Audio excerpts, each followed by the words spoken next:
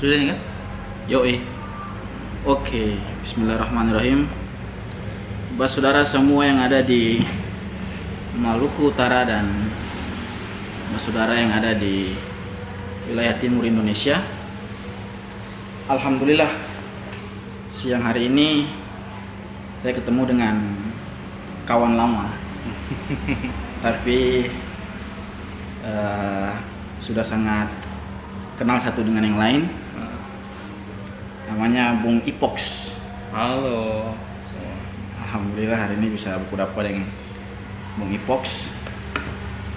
Dan kebetulan agenda beliau sedang ke Ternate. Jadi saya sempatkan untuk berkunjung ke tempat beliau. Kita mau ngobrol-ngobrol santai. Oke. Ngobrol santai tapi tetap tajam dan berisi. Siap. Jadi harapannya bisa ada mungkin pencerahan atau unek-unek yang bisa kita sharing buat kawan-kawan yang ada di Ternate, khususnya kawan-kawan yang ada di wilayah timur. Iya. Nah, sebelum kita masuk ke pembahasan kita, mungkin Bung Ipox bisa perkenalan sedikit nih. Mungkin background pendidikannya, kemudian apa aktivitasnya sekarang. Iya, jadi kalau nama lengkap saya itu Muhammad Taufik, tapi biasa disapa Ipox. Itu sudah mungkin dari dulu ya, memang dari dulu seperti itu. Teman-teman panggil seperti itu, dan sekarang tuh lagi berkuliah di di Amerika Serikat dan jurusan computer science. Nah, dan sekarang itu lagi semester 3, tinggal 1 semester lagi dan akan sudah di bulan tahun depan 2022. Amin. Di bulan Mei insyaallah. Dan kalau pendidikan S1 itu di STIM Negara Makassar ya, itu sama jurusannya teknik informatika, relate juga sama jurusan S2 itu computer science, ilmu komputer, kurang lebih seperti itu. Oke. Nah, kebetulan juga Pak Saudara semua, Bung Ipox ini luar biasa karena terpilih sebagai salah satu putra daerah di Maluku Utara yang mendapatkan beasiswa LPDP ya. Iya, betul sekali, beasiswa LPDP. Khusus untuk BIT, apa tuh singkatannya? BIT itu beasiswa Indonesia Timur. Ya. Jadi LPDP itu dari Kemenkeu ya, Kementerian Keuangan, yang dimana LPDP itu sendiri itu lembaga pengelola dana pendidikan. Jadi beasiswa Indonesia Timur itu khusus untuk teman-teman yang berada di Indonesia Timur seperti NTT, Maluku Utara, Papua dan Papua Barat, seperti itu. Oke ya. Jadi Bapak Saudara semua yang ada di wilayah timur, tadi Bung Ipox sudah katakan bahwa memang ada peluang khusus untuk teman-teman di wilayah timur tadi ya. Betul sekali. Lewat BIT. Dan mungkin insya Allah saya juga pengen nih buat S3 nih. Iya, bisa Pak. Insya Allah. Jadi ya kita berlomba-lomba dalam kebaikan lah ya. Betul sekali. Nah, dan kita harap juga banyak kawan-kawan, saudara semua yang di timur bisa untuk banyak yang apply untuk beasiswa. Betul. Nah, sekarang SDM kita benar-benar harus digenjot untuk pembangunan di wilayah timur. Benar sekali. Nah, sebelumnya ini kita harus menyamakan persepsi dulu nih, definisi untuk wilayah timur. Siap. Jadi selama ini kan orang banyak yang keliru mendefinisikan wilayah timur, gitu kan? Nah, kalau dalam literatur yang saya baca, nah itu wilayah timur itu diantaranya tadi NTT, kemudian Maluku Utara, Papua dan Papua Barat. Betul sekali. Nah, dulu mungkin orang masih ada salah persepsi kiranya NTB itu wilayah timur, padahal masih belum bisa kita bilang mendekati Melanesian juga kalau NTB. Benar, kawan-kawan NTB. Gitu. Jadi kalau persepsi atau definisi yang saya baca sih wilayah-wilayah itu. Iya. 5 wilayah tersebut ya. Nah, karena memang kalau kita lihat pakai neraca ya. Neraca tuh kalau lihat wilayah timur tuh kayak gini dia. Timpang. Jadi ini timurnya di bawah, terus Indonesia Tengah, Indonesia Barat tuh di atas gitu, timpang gitu kan. Mulai dari pembangunan, SDM, nah, sektor-sektor yang lain juga kita harus akui kita masih banyak impor dari Jawa gitu kan. Benar sekali. Nah, kita mungkin bisa sharing dengan Bung Ipox ketika sudah merantau ke Amerika gitu kan. Nah, pandangan atau mungkin Bung Ipox ketemu dengan kawan-kawan mungkin di sana ada yang dari timur juga gitu, mungkin ada dari Papua. Iya, banyak sekali di sana. Nah, apalagi di Auburn University ya. Iya, betul sekali, Auburn. Kemudian kebetulan beliau juga presiden Indonesia di sana gitu kan. Iya, presiden Permias, jadi Persatuan Mahasiswa Indonesia Amerika Serikat. Masya Allah, itu luar biasa gitu. Nah, gimana kacamata ketika melihat wilayah timur dari compare dengan Alabama mungkin atau Amerika secara keseluruhan? Kalau compare itu sangat ini kalau kita berbicara secara global itu sangat berbeda kan. Dimana kalau Amerika sendiri kan negara adidaya kan, jadi negara yang maju juga. Kalau compare memang kita sedikit tertinggal. Bahkan kalau misalkan compare sama Amerika itu belum bisa disamaratakan. Kalau untuk di Indonesia Timur secara keseluruhan di compare dengan Amerika itu belum bisa. Bahkan kalau compare dengan Indonesia Barat itu juga belum bisa. Kalau untuk di Alabama sendiri, Alabamanya aja. Kalau untuk Alabama mungkin sama. Kalau misalkan di Alabama sendiri kita berbicara dengan Indonesia Timur, tapi ada beberapa perbedaan sih. Mungkin perbedaannya seperti environment, di mana orang-orang di sana itu ya selalu akan sadar tentang aturan kayak gitu. Environmentnya terjaga dengan baik. Aturannya itu mereka selalu mengikuti aturan-aturan yang diberlakukan. Ya, misalkan jangan buang sampah sembarangan. Jadi di sana itu memang kotanya benar-benar dijaga, provinsinya itu benar-benar dijaga sampai bersih. Bahkan kalau misalkan buang sampah sembarangan itu didenda. Nah, kalau kita lihat compare dengan wilayah kita, kan banyak beberapa kali saya jalan ke situ ya, pokoknya di kota Ternate sendiri ya, mungkin belum dari in person ya, bukan dari pemerintahnya, mungkin in personnya individualnya yang belum sadarkan hal itu, karena kembali lagi kesadaran kita soal mindset kita sendiri. Nah, orang kadang masih buang sampah sembarangan kayak gitu. Nah, dari perbedaan-perbedaan itu dari environment pertama, kemudian soal habitat. Nah, kalau kebiasaan kita kan. Nah, kalau orang kebiasaan di sana tuh para anak muda tuh banyak mungkin baca buku ya. Anak-anak muda tuh sering saya temui kayak seperti di bus gitu kan. Di bus ke kampus atau kemana saja, anak-anak SMA itu baca buku di sepanjang luar biasa. Iya, sepanjang jalan itu kayak mereka mau beraktivitas itu buku minimal 1 buku ada, terus pas di bus mereka buka buku terus mereka baca.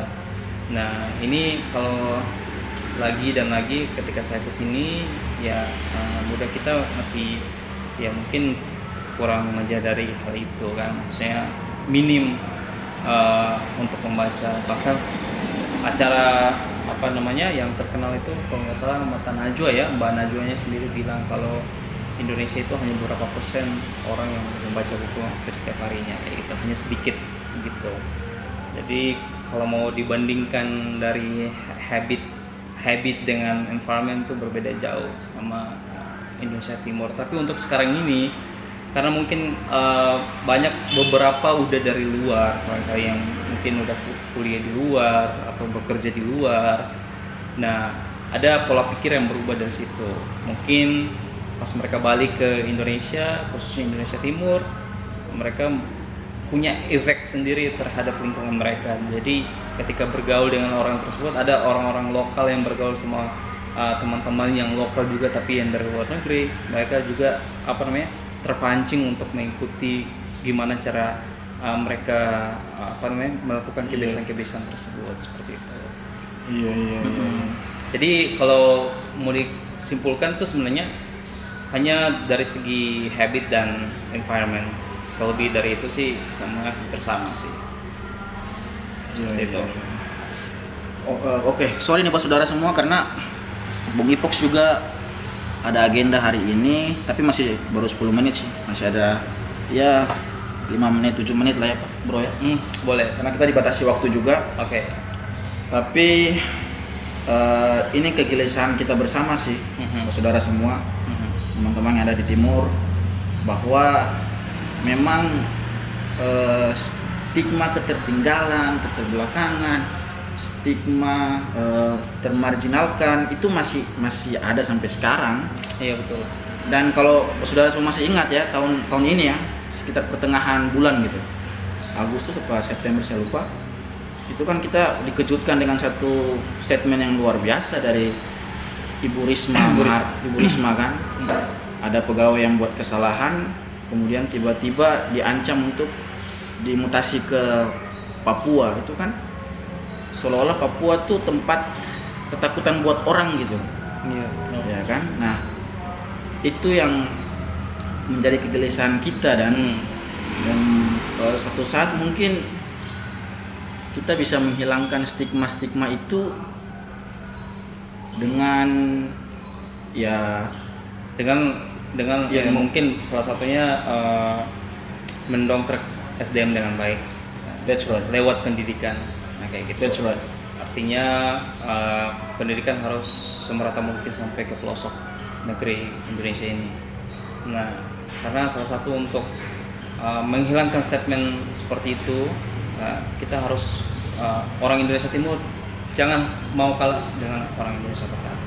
Karena kita mau hilangkan statement-statement itu, stigma-stigma itu dengan cara kita harus banyak untuk mengeksplor lagi keluar dan banyak untuk belajar lagi, lebih memperbaiki internalnya kita atau Indonesia Timur itu sendiri. Dari mensupport terus anak-anak muda yang barangkali punya karya-karya atau banyak karya tapi nggak pernah terekspos gitu kan. Sebenarnya kita punya potensi, hanya saja kurang terekspos sampai ke internasional kayak gitu kan. Kayak gitu. Jadi salah satu contoh mungkin saya angkat satu orang ya yang paling luar biasa, itu namanya Josh.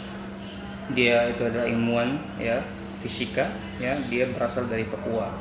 Nah, kalau misalkan statement tadi Bu Risma mengatakan bahwa akan dimutasi ke Papua, emang Papua itu ada apa dengan Papua? Apakah itu penjara bagi para ASN atau apa kayak gitu kan? Tapi ternyata Papua sendiri itu sangat maju itu karena dari SDM-nya, tapi barangkali mungkin hanya tidak terekspos gitu. Jadi kayak seakan-akan Papua itu adalah penjara bagi orang-orang tertentu gitu kan, kayak misalkan kayak ASN contohnya. Orang tertentu yang saya maksud itu adalah ASN itu yang tadi, yang mana Ibu Risma itu sendiri yang mengatakan bahwa akan dimutasi ke sebenarnya, dan itu menjadi kayak momok ketakutan gitu. Iya betul. Orang yang mau dipindahkan ke sana tuh pokoknya pikirannya udah kemana-mana gitu. Iya betul. Dan saya sangat bangga juga tagline-nya waktu PON kemarin itu di Papua itu kan. Iya. Kan di situ tagline-nya orang bisa gitu. Iya betul sekali. Dan itu saya pribadi percaya bahwa kita Timur tuh punya potensi yang besar juga. Betul. Sepakat itu. Orang bisa gitu. Betul. Nah, cuma tadi ente bilang betul bahwa gini bro, kita nggak ada media, kita tidak diekspos. Iya betul. Iya. Selama ini berita-berita cuma aja. Betul. Ya pada dasarnya kayak mungkin karena orang Timur ya, mungkin orang Timur tuh biasanya kenapa jarang banget terekspos oleh media, karena mindsetnya dari awal barangkali mindset media sendiri bahwa orang Timur mungkin yang tadinya orang kenal dengan jahat-jahatnya gitu ya, mungkin barangkali yang jahat-jahatnya, tapi tidak semuanya seperti itu. Ada beberapa anak muda yang seperti saya sebutkan tadi itu juga sangat berpotensi untuk anak Timur yang punya bakat seperti itu, punya skill, dan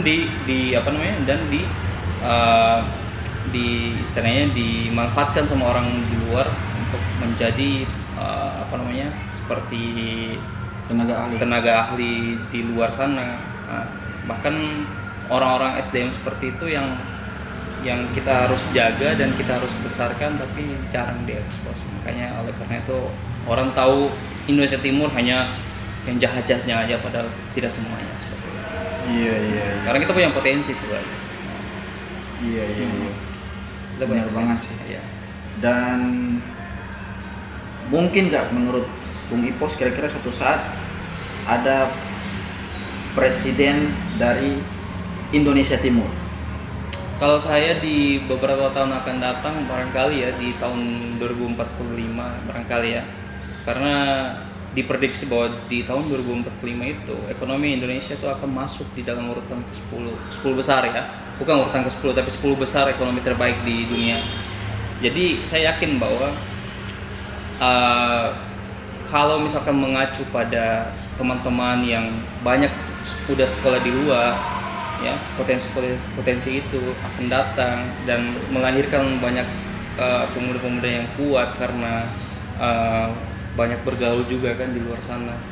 Pasti akan ada satu orang atau pemimpin berasal dari Muslim. Pasti ada. Amin.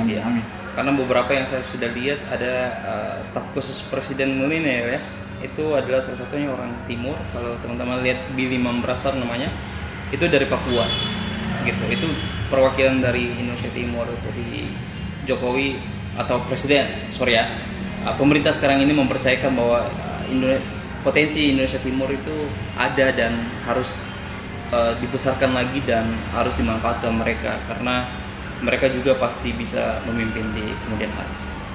Amin. Kayak gitu. Iya, mudah-mudahan insya Allah Ya.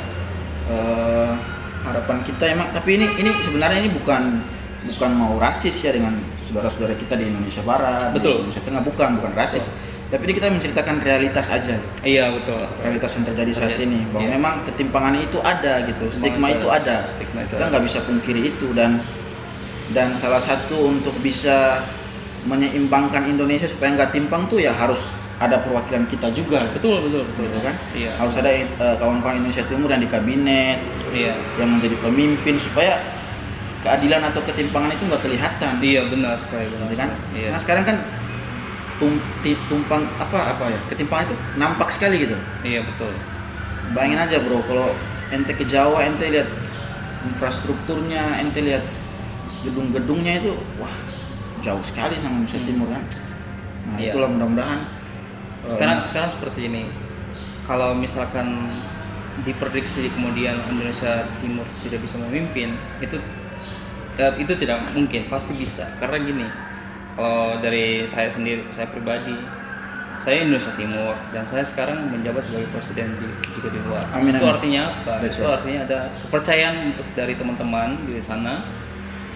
Dari mulai proses untuk vote apa segala macam, proses untuk terpilih itu butuh vote, dan vote itu melihat bahwa apakah orang ini layak untuk dijadikan sebagai pemimpin. Itu artinya kita ini punya potensi sebagai pemimpin, tapi harus dilihat dari kejujuran, barangkali harus dilihat dengan sikap, bagaimana cara kita menyikapi, apakah kita jiwa-jiwa Indonesia Timur yang sangat yang sering memanas itu keluar apa enggak. Jadi kita harus punya kepintaran di situ dan kecerdasan untuk bisa memanage semua itu, makanya bisa terpilih seperti itu.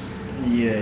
Ini salah satu contoh nih saudara semua, bisa kepilih coba jadi presiden Indonesianya di salah satu kampus ternama di Alabama kan. Iya. Betul sekali, luar biasa. Iya. Mudah-mudahan he will become the next president Indonesia, the real president. Amin. Diaminkan aja kalau omongan-omongan yang baik. Amin. Oke, saya pikir itu sedikit Ya. obrolan kita. Thank you. Dan mudah-mudahan saudara semua bisa kembalikan confidence kita, Betul. walaupun kita dari wilayah timur, tapi semua setara, bahkan kita bisa kok, bisa lebih hebat dari kawan-kawan kita yang ada di Indonesia Barat ataupun di kancah internasional. Bisa. Itu harapan kita. Mungkin sebelum saya tutup video singkat ini, Bung Ipox ada closing statement. Closing statement, oke. Closing statement, kalau Indonesia Timur siapkan mental aja, karena mental bersaing itu harus dipakai ketika menghadapi, kayak misalkan menghadapi kompetitor di luar sana kan, atau kompetitor yang saya maksud itu adalah teman-teman dari luar Indonesia Timur seperti Jawa. Kalian juga punya, tapi ketika kalian kendor, artinya ketika kalian langsung diuji dengan salah satu ujian gitu, terus tiba-tiba kalian down, nah itu yang membuat potensi kita akan turun gitu. Jadi satu kata, hadapi dan mental kuat. Orang Timur kan, hadapi. Iya. Salam Pak Saudara. Salam saudara semua. Assalamualaikum warahmatullahi Waalaikumsalam. wabarakatuh. Thank you Bung Ipox.